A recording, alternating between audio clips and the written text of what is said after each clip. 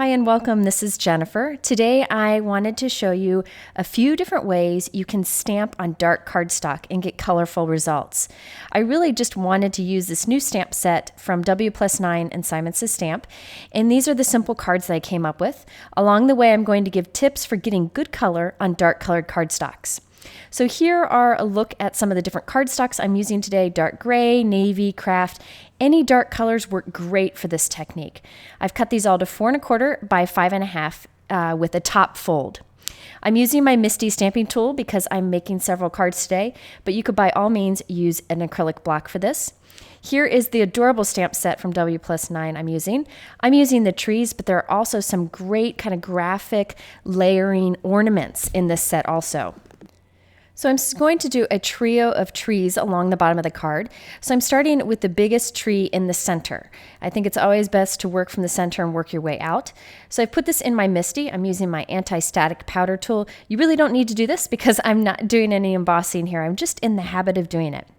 So this is the key to a lot of color on your dark cardstocks. It's white pigment ink. My favorite white pigment ink is Hero Art's Unicorn White, but there are a few other good white pigment inks out there. First, you stamp with the white ink to kind of soften the color, and then you stamp or add some kind of color on top of that. And I'll show you those ideas here in this video. I'm first going to go ahead and stamp the 3 trees. You'll notice that I'm actually stamping a few layers of white ink on top of each other. You do not need to do this. You could just stamp the white once. But I thought, since I have my Misty, I'm going to intensify that white ink by stamping it several times on top of each other. On some of the examples, I will do just 1 layer of white ink. On others, I'll do multiple. It really doesn't matter. You just want to get a little bit of the white color of the stamped image down first, and then we'll add color on top. You can really do this technique with any solid stamped images. So I'm going ahead and stamping a bunch of my cards with the white ink first, and then we're going to add the color next. I always think it's good to heat set your white ink so that it doesn't smear when you touch it. Pigment ink takes a while to dry. So by heat setting it, I can be a little more careful that I don't mess up the cards. Okay, so one of the first ways to add color on top of a dark cardstock is to do colored dye ink over your white pigment ink. So I've stamped all the images with white pigment ink to kind of soften the area. Now I'm stamping with a colored dye ink on top. So this is Simon Says Stamp Lucky Color. It's like a good Kelly green, and I'm stamping it directly on top of the white. It's okay if you offset it a little bit. You'll get like a dark halo and a light halo on the other side, and it looks really cool. Now you could use colored pigment ink here also, and it might be a little more vibrant, but I know not many people have pigment inks. So I wanted to show you that with 1 good white pigment ink and then colors of dye ink, you can really get nice color on a dark cardstock. So I did the green over the trees. You can do multiple layers of green to intensify it if you want to. I just did 1 layer. It kind of gives like a green highlight. And then I did a bit of soft brown on the trunks of the tree. And check it out. It looks like it glows against the dark cardstock. It's even more impressive when you do it on black cardstock. Now here I'm stamping the tiny little ornament images from the stamp set with a red ink. This is Lawn Fawn Lobster, and I'll heat set that. We're going to do more to these dots later, but I just wanted to show you how you can layer dye inks. Okay, now another way you can add color to dark cardstocks is to do colored pencil over a white pigment ink stamped image. This is really fun because you can add shading of colors or blending of colors.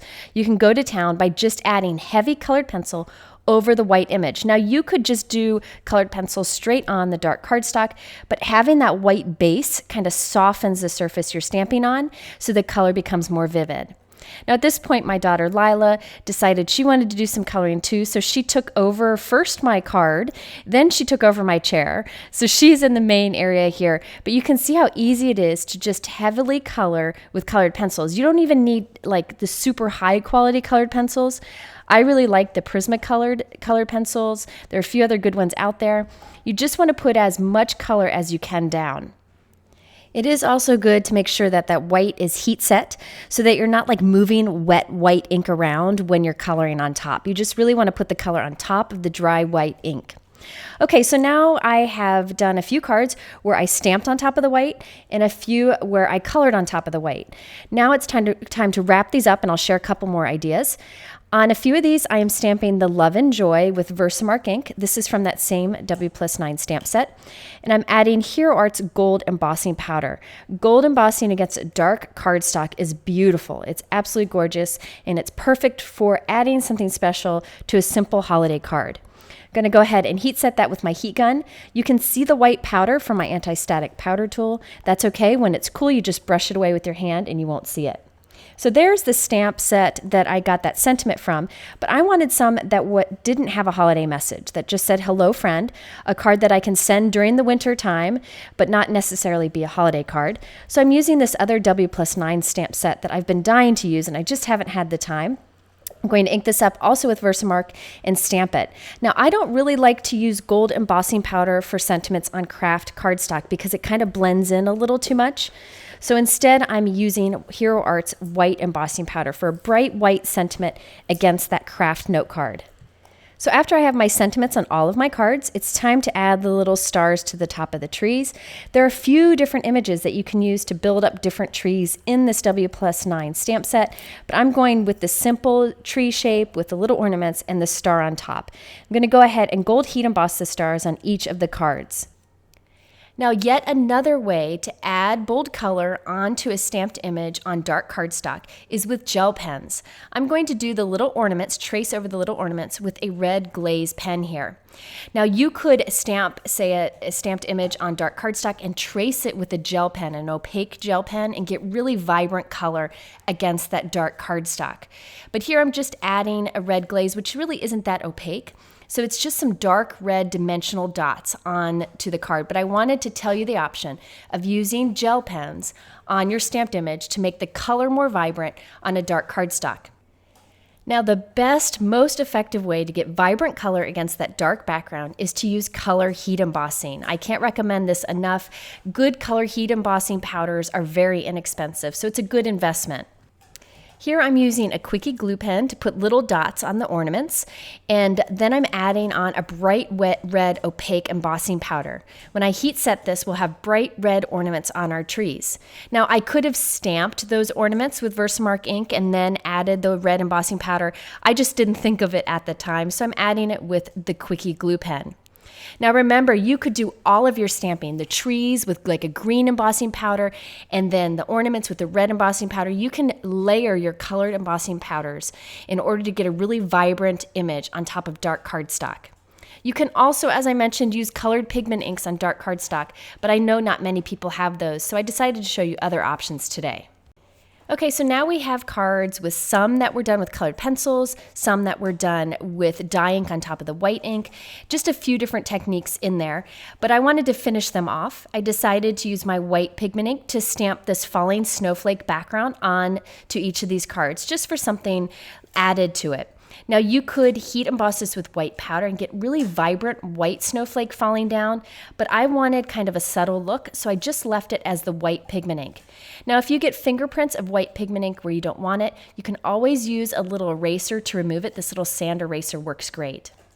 Now on this one, I want the snowflake to cover the entire front of the card, so I cut quick little masks to cover our trees so that I didn't get those on top of our trees. I wanted to keep our trees nice and clean. And then I'm stamping on top of that, and then I can remove my masks. So you can see the little fingerprint I got there. I just rub it away with my sand eraser. Now, when I'm creating a simple card, I like to do something to make it extra special. Here I am spraying a shimmer mist over the entire card. The trick to this is to spray from far above, just a few mists, and you can see the sparkle that you get over the entire card. I actually take it into my shower, lay it on the ground, and spray it from a few feet above, and you get this even soft mist of shimmer over the entire card. It's really worth that extra little step to do. You can see the shimmer there a bit. So there you have a few different ways to add bold color to a dark cardstock note card. I hope you'll give some of them a try. You can head over to my blog for more information, or the supplies are linked in my YouTube description below. In the middle are 3 other techniques with heat embossing and colored pencils on dark backgrounds that might be worth checking out, so be sure to look at those videos. Thanks for watching. I hope you'll return again soon and have a great day.